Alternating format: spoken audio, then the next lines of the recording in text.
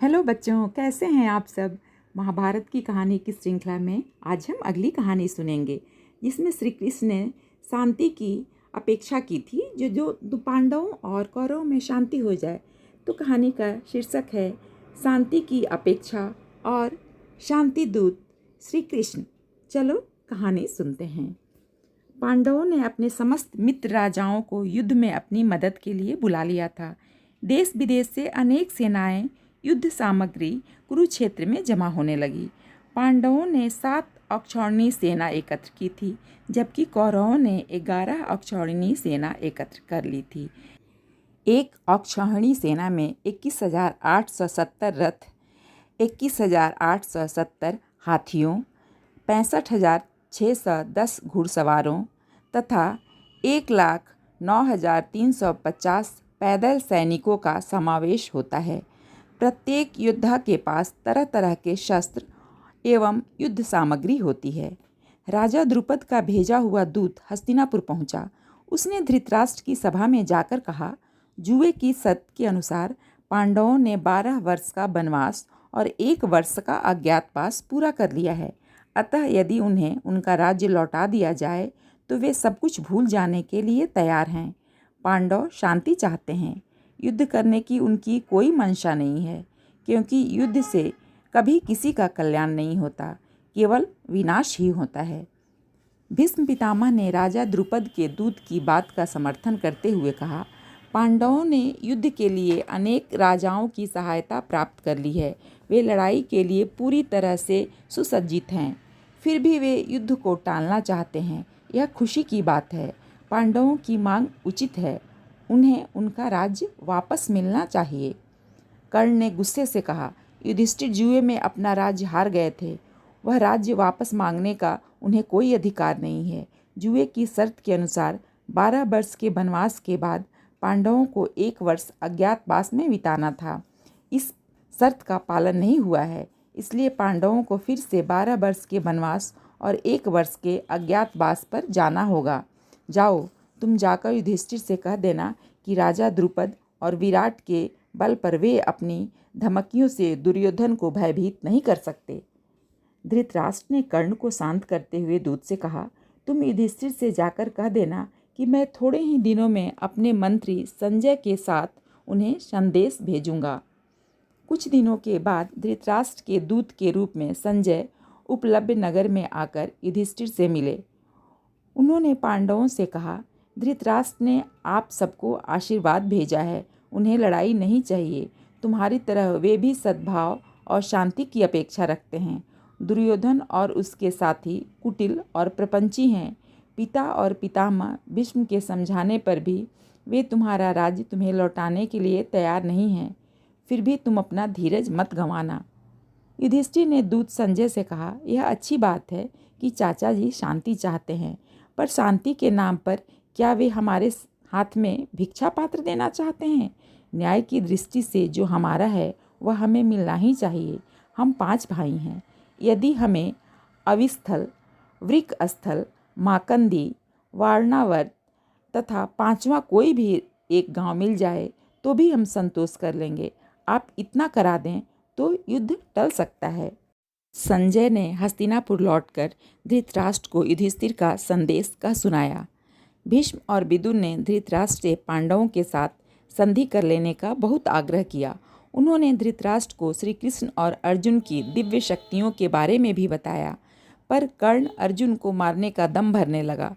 भीष्म पितामह और द्रोणाचार्य ने युद्ध के अनुमानित भीषण परिणाम के बारे में बताया तो धृतराष्ट्र विलाप करने लगे। दुर्योधन ने धृतराष्ट्र से कहा, हमारे पास अनेक पराक्रमी योद्धा और 11 अक्षौहिणी सेना है, इसलिए इस युद्ध में पांडवों की निश्चित रूप से पराजय होगी। आप बिल्कुल चिंता न करें। धृतराष्ट्र पुत्र मोह में इतने असहाय हो गए थे कि उन्होंने भीष्म पितामह, द्रोणाचार्य और विदुर से कहा, दुर्योधन मेरा कहना नहीं मानता। अब वह जो भी निर्णय लेगा वही अंतिम होगा। इस प्रकार अंत में दुर्योधन ने पांडवों के साथ युद्ध करने की घोषणा कर दी। धृतराष्ट्र के दूत संजय के उपलब्ध से विदा हो जाने के बाद श्री कृष्ण ने हस्तिनापुर जाकर शांति के लिए अंतिम प्रयास कर लेने का निश्चय किया। युधिष्ठिर ने श्री कृष्ण से कहा, मैं जानता हूँ दुर्योधन अपना हठ छोड़ने वाला नहीं है। आप उन दुष्टों के बीच जाकर अपनी जान खतरे में डालें, यह मुझे उचित नहीं लगता। श्री कृष्ण ने युधिष्ठिर से कहा, मैं दुर्योधन की दुष्टता से परिचित हूँ, फिर भी हमें शांतिपूर्ण समाधान का अंतिम प्रयास तो कर ही लेना चाहिए। युद्ध को टालने के प्रयास में हमारी तरफ से कोई भी कमी रह जाएगी तो सारा संसार हमें कभी क्षमा नहीं करेगा। मैं शांति दूत के रूप में हस्तिनापुर जा रहा हूँ। यदि उन्होंने मेरे साथ अभद्र व्यवहार करने का प्रयास किया तो मैं उनसे निपट लूँगा। तुम मेरी जरा भी चिंता न करो। श्री कृष्ण यादव सात्यकी को साथ लेकर हस्तिनापुर गए। उनके आगमन से हस्तिनापुर में चारों ओर आनंद छा गया। नगरवासियों ने नगर के द्वार पर श्री कृष्ण का भव्य स्वागत किया।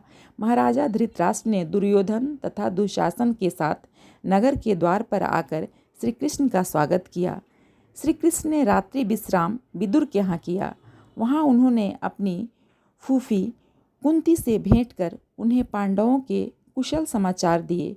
उन्होंने कुंती से कहा, महर्षि दुर्वासा ने आपको एक दिव्य मंत्र भेंट किया था और इस मंत्र से प्रसन्न हो सूर्य देवता ने आपको एक पुत्र दिया था। कर्ण ही वह पुत्र है। अब कर्ण को यह बताने का समय आ गया है कि वह आपका ही पुत्र है। आपको कर्ण को उसका सही परिचय देकर उसे पांडवों का साथ देने के लिए कहना चाहिए।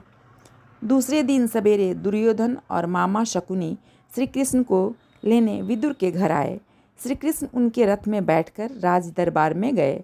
वहाँ श्री कृष्ण ने दुर्योधन को समझाने का बहुत प्रयास किया। उन्होंने दुर्योधन से कहा, तुम पांडवों को केवल 5 गांव दोगे तो भी वे संतोष कर लेंगे। अभिमानी दुर्योधन ने श्री कृष्ण से कहा, 5 गांव तो क्या, जब तक मैं जीवित हूँ तब तक पांडवों को हस्तिनापुर में सुई की नोक के बराबर भी भूमि नहीं मिलेगी।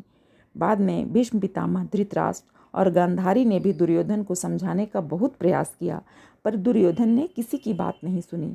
वह श्री कृष्ण का अपमान करके राज दरबार से चला गया।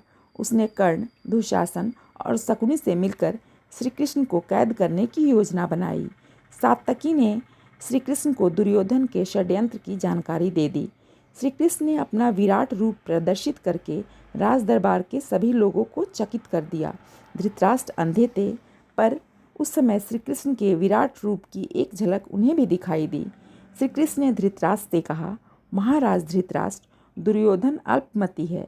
वह समझता है कि वह मुझे आसानी से कैद कर लेगा। इसे यह पता नहीं है कि मैं क्षण मात्र में समस्त कौरव कुल का नाश करके बिना किसी युद्ध के ही युधिष्ठिर को हस्तिनापुर की गद्दी पर बैठा सकता हूँ। श्री कृष्ण के ये शब्द सुनकर धृतराष्ट्र भयभीत हो गए। इसके बाद श्री कृष्ण सात्यकी और विदुर के साथ राज दरबार से निकलकर विदुर के घर गए। उन्होंने राज दरबार में घटी सारी घटना कुंती से कह सुनाई। कुंती ने कहा, आप पांडवों से कहिएगा कि अब उनका छात्र धर्म निभाने का समय आ गया है। मेरा आशीर्वाद है कि युद्ध में वे विजयी हों, और हे गोविंद, आप युद्ध के समय सब प्रकार से उनकी रक्षा करते रहिएगा। बच्चों, कहानी यहीं समाप्त होती है। मिलते हैं फिर महाभारत की अगली कहानी के साथ। तब तक के लिए बाय बाय।